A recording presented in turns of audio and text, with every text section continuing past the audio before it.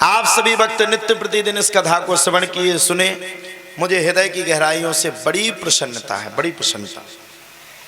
मैंने अगर मन लगा करके कथा को सुनाया तो आप सबने मन लगा करके कथा को भी सुना है। श्रोता वक्ता ज्ञान निधि कथा राम की गूंज। श्रोता वक्ता ज्ञान निधि कथा राम की गूंज। देखो, कथा सुनाने में जब मन लगता है, जब सुनने वाला हो। अब सुनने वाला ना हो तो कहां से सुनाए, किसको सुनाए? हमने जितनी आध्यात्म और ज्ञान की कथा यहां पर सुनाई है, आज से पहले हमने अपने जीवन में कभी इतनी ज्ञान की कथा सुनाई ही नहीं है, कभी नहीं, पहली बार सुनाई। तिलक लगाओ, गुरु दीक्षित हो, ऐसे नहीं मिटता तिलक। हमारा तिलक तो निद्रा में रहने के बाद भी नहीं मिटता। श्री का, रोली का तिलक कभी नहीं मिटता। तो दीक्षा लिए हो तो ये तो पता चलना चाहिए कहां से हो। कल के दिन अगर भगवान के दूत आ गए और तुम कंठ में माला धारण ना किए होगी और यहां तिलक नहीं लगाए होगी तो तुम जाना होगा स्वर्ग को पहुंच जाओगी, नरक। आज मैं आपको सुनाता हूं भक्तिमती कर्माबाई जी का चरित्र। सुने हो? जगन्नाथ महाप्रभु के दर्शन अगर आप लोगों ने किए हों तो जगन्नाथ महाप्रभु के दर्शन करने के बाद जो भक्तिमती माता कर्माबाई हैं, वो कर्माबाई की कथा भी आती है। वैसे तो 2 बजे जगन्नाथ महाप्रभु को वो प्रसाद लगता है। क्या बोलते हैं उस प्रसाद को? महाप्रसाद 2 बजे लगता है। अब भक्तिमती कर्माबाई जब जगन्नाथ महाप्रभु के दर्शन करने को जावे, सो दर्शन करने की अवस्था और व्यवस्था में कर्माबाई को बड़ा कष्ट हो गया। महाराज 2 बजे तक भगवान ने कुछ पाया नहीं। ये लोग 2 बजे भगवान को भोज भंडारा देते हैं। 2 बजे से पहले भगवान को किसी भी प्रकार की कोई व्यवस्था नहीं देते, अवस्था और व्यवस्था नहीं देते। अब सबको बड़ा भारी कष्ट हुआ। अब जब सबको बड़ा भारी कष्ट हुआ तो कर्माबाई ने मन में विचार किया, भगवान सुबह सुबह कुछ खाते नहीं, 2 बजे खाते सीधा। कर्माबाई ने सुबह सुबह बिना स्नान किए उठवे और भगवान के लिए गरम, पहले खिचड़ी बनाने के लिए कुकर तो चलते नहीं थे, तो पहले अपन लोग क्या करते थे, एक वो भगोना रख देते थे। भगोना में जल गरम करते थे और जल गरम करके फिर उसमें खिचड़ी डालते थे।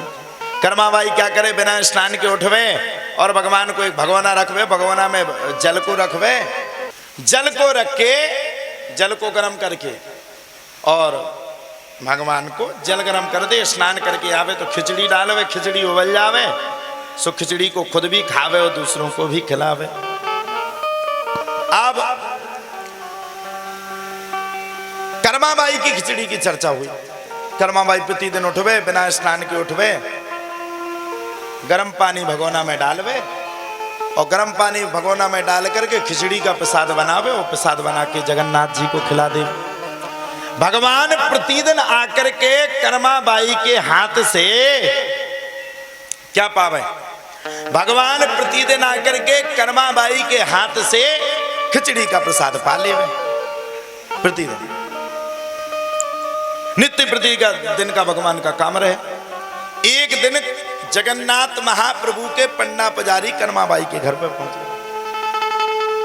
जब जगन्नाथ महाप्रभु के पन्ना पुजारी कर्माबाई के पास पहुंचे तो कर्माबाई के पास पहुंच करके पन्ना महापुजारी ने क्या किया?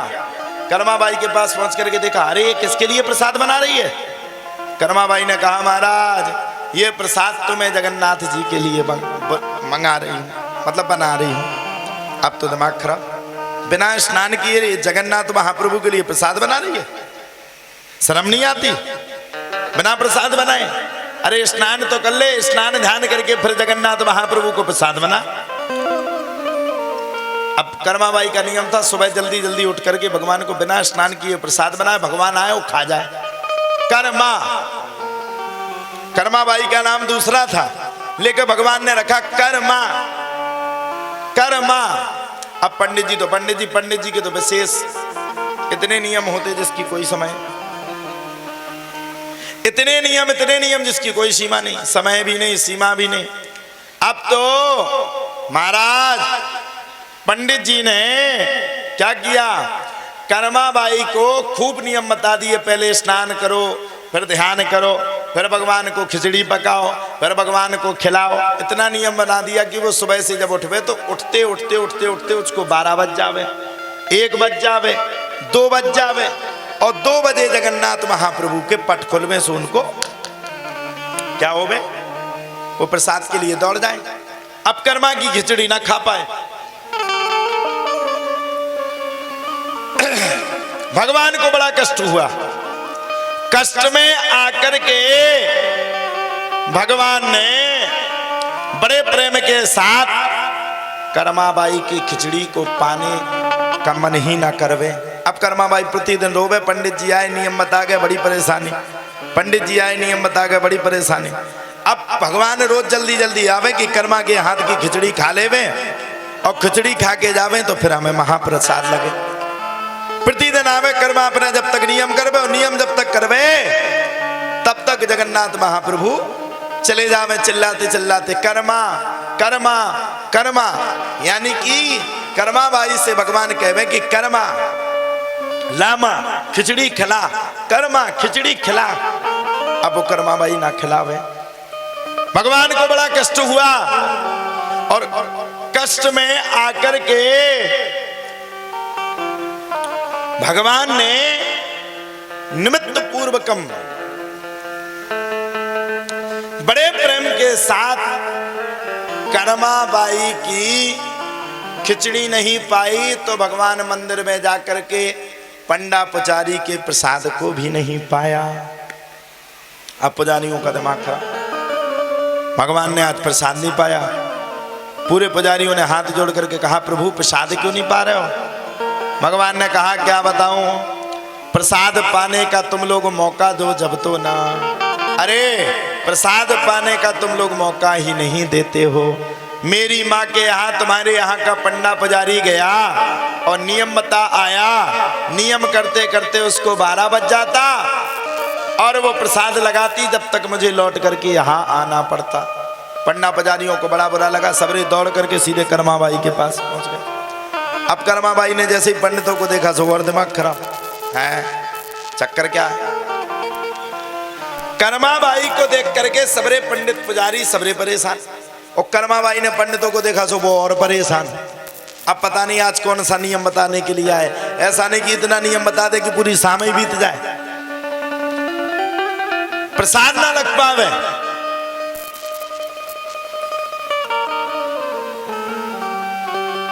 अब तो कर्माबाई ने विधिवत रूप से पंडित पुजारियों ने हाथ जोड़ करके कहा, मैया अब तुम्हें कुछ नियम बनाने नहीं आए, नियम बताने नहीं आए, अब तुम अपने जगन्नाथ महाप्रभु का प्रसाद लगा सकती हो, जैसे भी तुम्हें लगाना। अब प्रतिदिन कर्माबाई का वही नियम बिना उठे, बिना स्नान किए हुए आवे, आकर के भगवान को खिचड़ी बनावे, और भगवान जगन्नाथ मंदिर से चल करके प्रतिदिन कर्माबाई के यहाँ बिना स्नान की हुई खिचड़ी को, बासी खिचड़ी को पाले हुए। ये है भगवान। आजकल के तो नियम पूछो तुम, पंडित जी से नियम पूछो, पंडित की पंडितान पंडित को क्यों नहीं मानती पता है आप लोगों को? नहीं पता। और दूसरे की पत्नी अपने पति को भक्ति में क्यों मानती? का पंडित की पंडितान को पता है ये ज्ञान खूब दे रहा भागवत का, घर पे जाके खुद 10 बजे तक नहाते नहीं। तो ज्ञान ना दे करके ज्ञान को मानो।